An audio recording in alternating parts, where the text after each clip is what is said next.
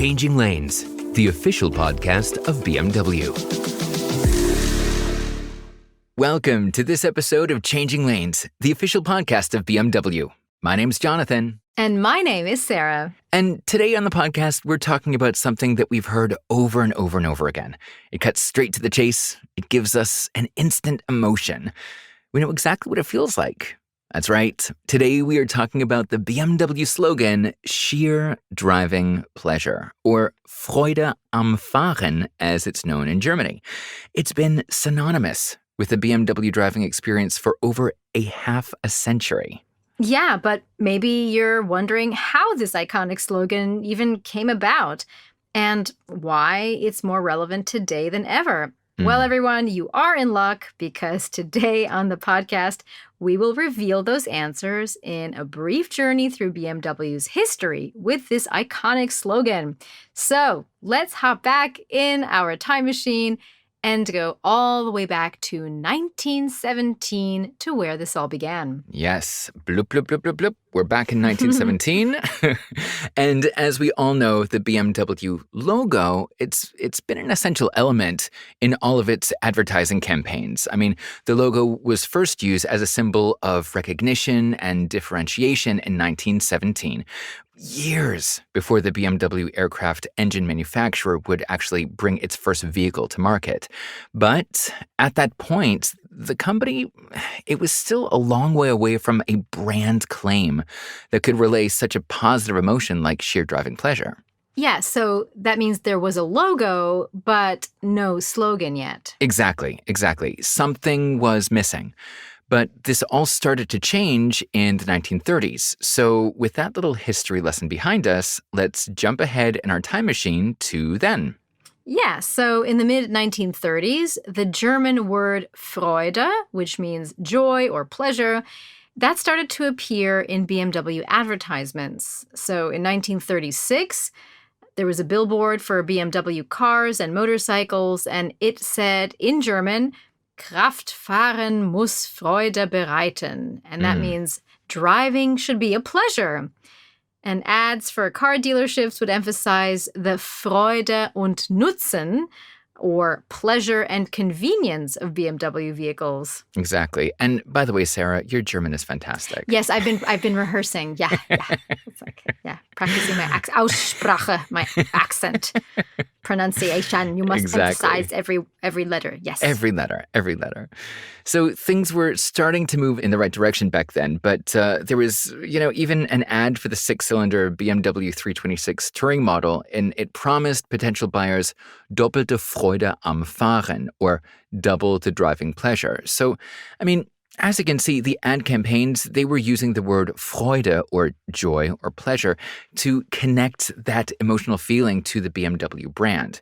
And things, they were looking good for the sense of joy and pleasure in the mid-1930s. But, after the Second World War, BMW, they adopted a less emotional approach. Yeah, that's right. So why don't we fast forward now to the 1950s, where the ad campaigns, they focused more on the features of the various BMW model series. Yeah. So ads for the large 501, 502 sedans and the 503 coupe targeted the status-conscious buyer by saying, lots of people drive cars, the sophisticated drive of BMW. Exactly. And yet another German lesson. When you say BMW in English, it sounds like BMW, but in German, they say BMW. So the W is pronounced as a V. So I'm going to say that right now so we have a little bit of a German lesson in the forefront, because we're going to go into how you pronounce it in German and in English very soon. Okay, thanks for that German lesson, Jonathan. So going back to the history of the BMW or BMW slogan. So sometimes the V8 models were promoted as Wagen von Welt, which means cars of the world, or for overseas export markets, Die Europäische Linie, which means the European line. Yes, exactly. So there was less focus on the actual slogan, but there was more focus on the highlights and the features of the cars.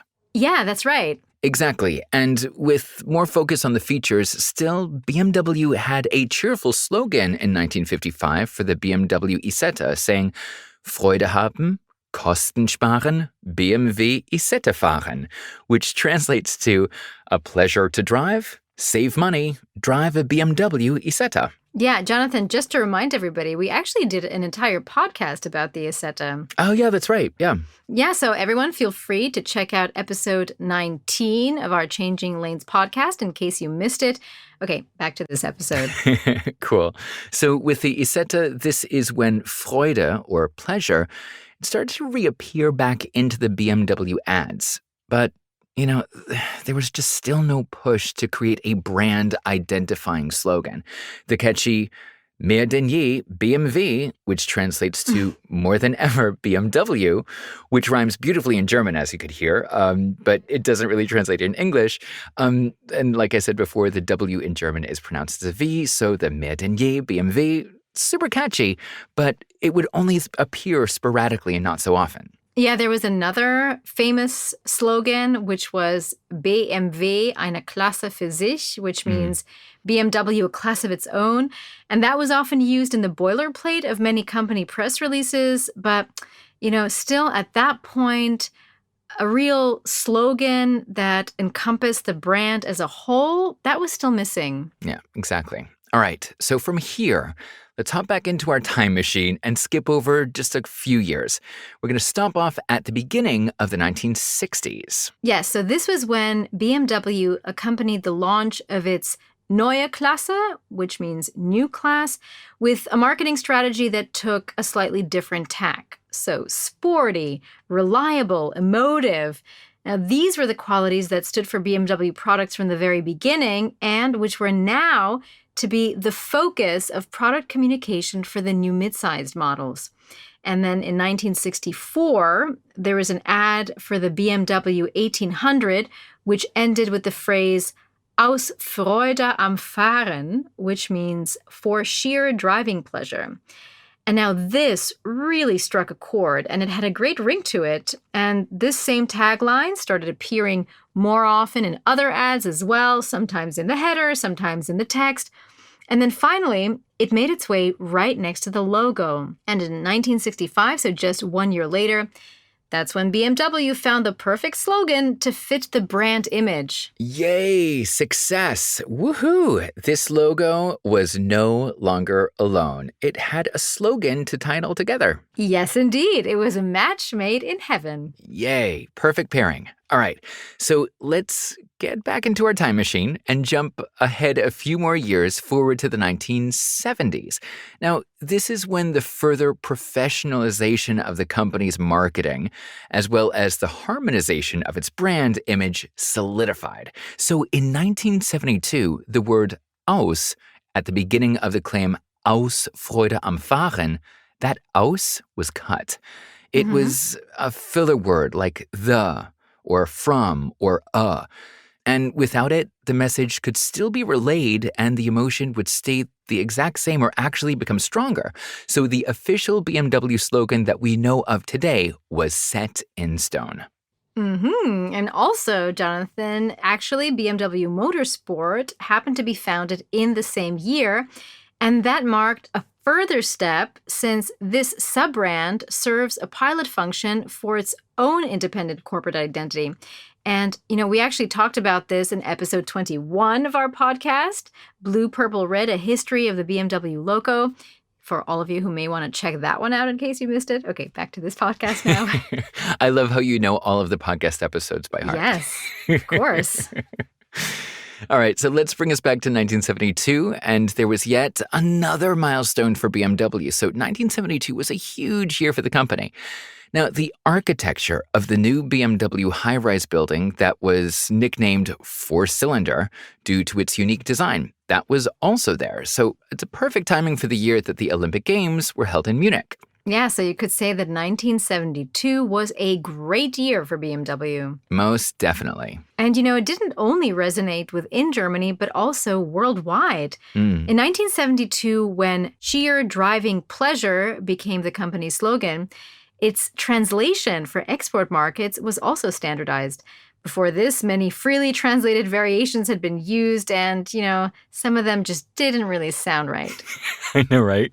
I mean, there were some that were just like, ooh, it hurts a little bit. So, for example, in English, it had been translated as BMW puts pleasure back into motoring. That doesn't really roll off the tongue, does Not it? at all. No, Not at all. very awkward. Yeah. Weird. Or they would say, for the joy of motoring. Okay. What does motoring even mean, you know? I don't know. I mean, at least it's a little bit better, but definitely not as good. Yeah, no, it sounds forced. It sounds so unnatural. And like you said, it doesn't roll off the tongue. And, even in French and in Spanish, it was also the same. So these loosely translated, but not really good slogans, they weren't hitting the mark. So now in 1972, sheer driving pleasure, it was adopted on an international level and got straight to the point in all of the languages. And for our US and UK podcast listeners who might need some clarification, the only exception to the rules was, you guessed it, the US, and now most recently the UK, where BMW advertises its cars as the ultimate driving machine. Which, I must admit, it's not too bad. No, that's a good one too, actually, isn't it? That's a good one too. Yeah, it's nice. All right, so there you go. The history of the iconic BMW slogan, sheer driving pleasure. But is this the end of the story? What does the future hold for this strong slogan? Will it stand the test of time? Well, Jonathan, it is a great question, but there's no need to worry just yet. The use of marketing slogans is definitely changing. I mean, look at all the digital formats we have nowadays. And as technology adapts, of course, so do consumers, and marketing needs do have the finger on the pulse of all things that are new. But, with a slogan like sheer driving pleasure, it's so good that I'm pretty sure it's staying around for a while. Yeah, I have the same feeling too. I mean, I don't know, think about it. Even with like e-mobility and autonomous driving on the rise, those features, they actually add to the emotion of sheer driving pleasure. Joy, it's universal, right? Yeah, of course. And the more that the technology evolves and becomes more efficient with cars, I mean, continuing to add to that universal joy of being behind the wheel of a BMW, I mean, I think it's sticking around for a while. I agree, Jonathan. I agree. All right, then. Thanks so much for listening to this week's episode of Changing Lanes. And if you did love this episode as much as we loved making it, do make sure you subscribe to our podcast for future episodes.